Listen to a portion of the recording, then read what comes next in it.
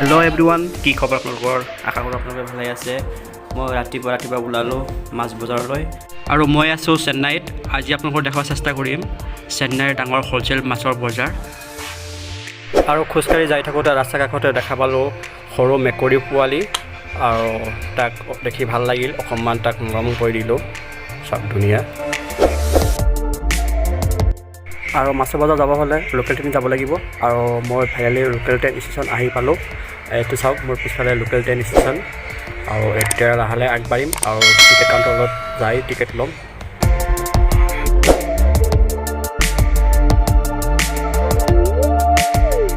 আৰু ফাইনেলি আমি ষ্টেচন পাই গ'লোঁ। চাওক, এইটো তাৰামণি ষ্টেচন, আৰু এইটো ষ্টেচনৰ পৰা আমি ট্ৰেইনত উঠিব লাগিব।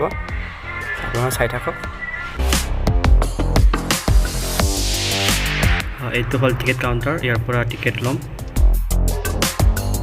আৰু ফাইনেলি আমাৰ টিকেট লোৱা হৈ গ'ল। আৰু এটা সুবিধা আছে কি, আপুনি ইয়াত 5 টকা দি কেনে বহুত দূৰলৈ যাব পাৰে। 5 টকা দি আপুনি বহুত জেগা ফুৰিব পাৰে। আৰু লাহে আমি ওপৰলৈ যাই আছোঁ।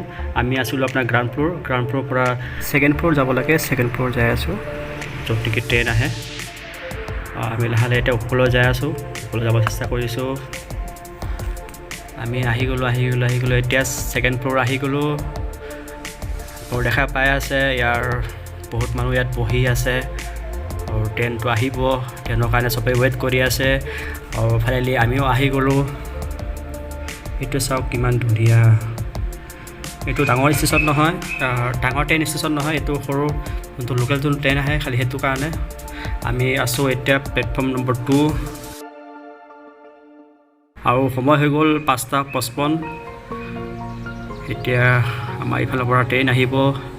দেখা পাই আছে ইফালৰ পৰা ভেলেচাৰিৰ পৰা ট্ৰেইন আহিব। আৰু ফাইনেলি আমাৰ ট্ৰেইন আহি আছে।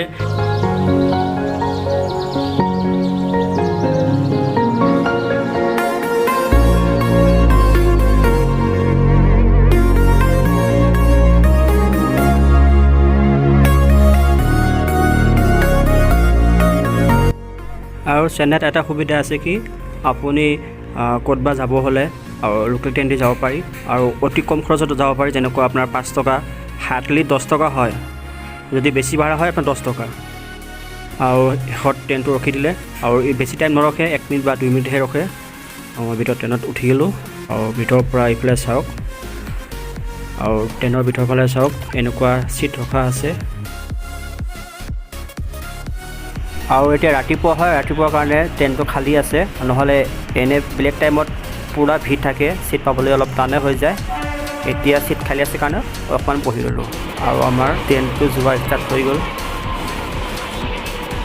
আৰু আপোনালোকক দেখাব চেষ্টা কৰিছোঁ ইয়াৰ চেন্নাই চিটিৰ ধুনীয়া দৃশ্য উপভোগ কৰি থাকক।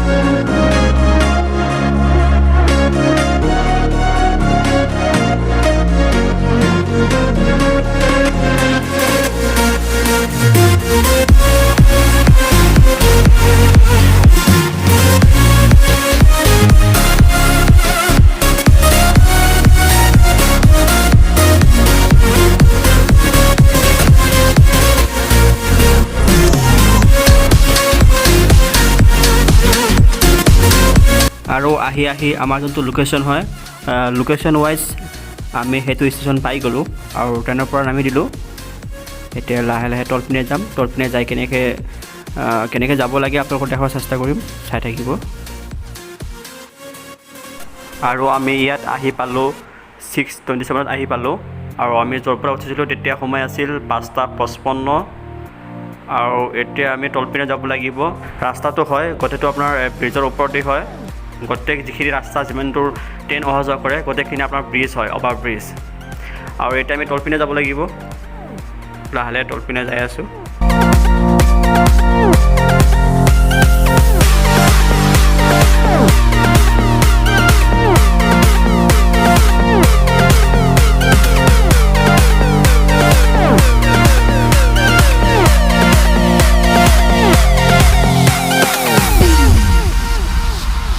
চিত্ৰা দ্বীপেত এই ষ্টেচনত নামি কিনে ইয়াৰ কাষে কাষে এনেকুৱা ৰাস্তা আছে আপুনি লগতে চাব মেইন ৰোড আছে মেইন ৰোড আমি যাব লাগিব এইটো হ'ল আমি যোনটো নামিলোঁ সেইটো ষ্টেচন হয় আৰু অকণমান আগবাঢ়ি কিনে আপুনি দেখা পাব এনেকুৱা মেইন হাই ৰোড হয় হাই ৰোডটো আপুনি পাৰ হৈ সিটো পাৰ যাব লাগিব সিটো পাৰ দি যাই কিনে লাহে লাহে আগবাঢ়ি যাব লাগিব বেছি টাইম নালাগে আপোনাৰ ধৰকচোন যদি খোজকাঢ়ি যায় 5 মিনিটমান লাগিব মাত্ৰ 5 মিনিটমান আপুনি যদি খোজকাঢ়ি যায় তেতিয়া আপুনি হোলচেল মাছৰ যোনটো বজাৰ হয় সেইটো পাই যাব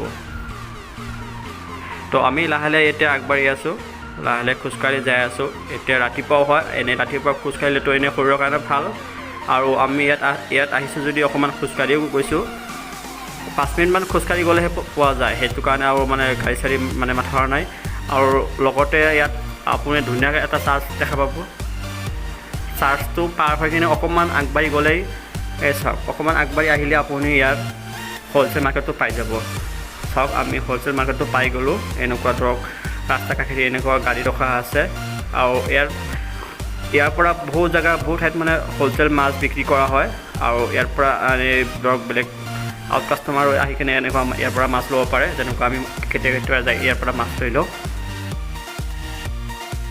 মাছবোৰ চাওক আৰু ইয়াৰ বেছিভাগ মাছ আপোনাৰ সাগৰৰ মাছ হয় বাহিৰৰ মাছ মানে কমেই পোৱা যায় আৰু ইয়াত আপুনি তাজা মাছ নাপায় তাৰমানে চব মৰা বৰফ দি থকা মাছ পাব অকণমান চাই থাকক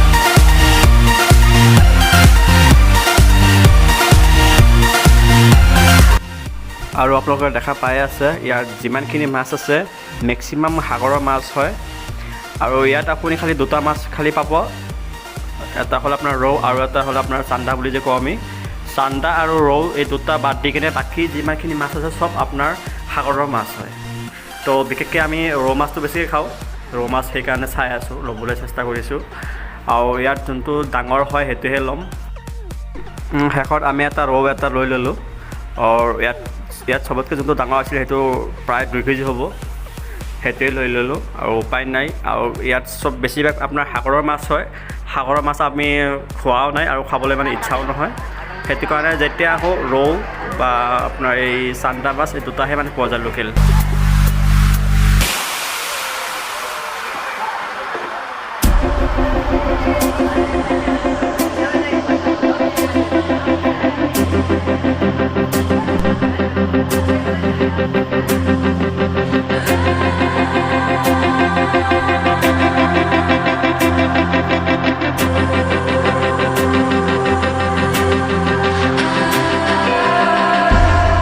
Somewhere in between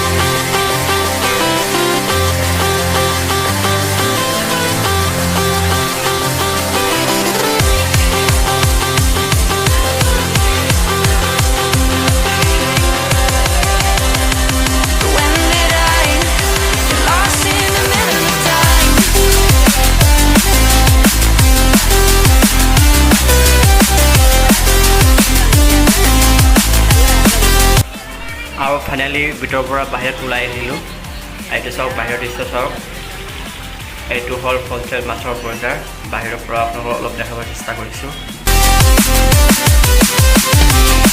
so' at last আমি ৰুম আহি পালোঁ আৰু আজি বজাৰৰ পৰা লোৱা এইটো মাছ আছিল প্ৰায় 2 কেজিমান হ'ব আৰু আপোনালোকৰ ওচৰত মোৰ এটা ৰিকুৱেষ্ট যদি ইউটিউবৰ পৰা চাই আছে মোৰ চেনেলটো ছাবস্ক্ৰাইব কৰি দিব আৰু যদি ফেচবুক পেজৰ পৰা হয় মোৰ পেজটো লাইক আৰু ফ'ল' কৰি দিব আৰু আজিৰ ব্লগটো ইয়াতে সামৰিছোঁ আশা কৰোঁ আপোনালোকৰ ভিডিঅ'টো ভালেই লাগিছে প্লিজ লাইক কমেণ্ট কৰিব